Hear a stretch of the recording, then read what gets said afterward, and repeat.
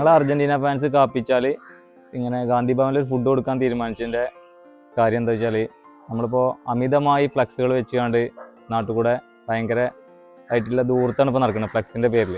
നമ്മളതല്ല ഉദ്ദേശിച്ചത്.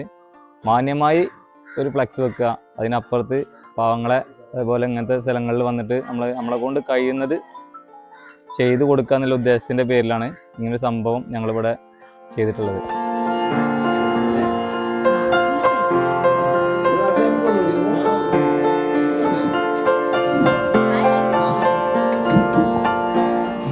ഇതുപോലെ എല്ലാവരും ഇതിന് മുന്നിട്ട് ഇറങ്ങുക.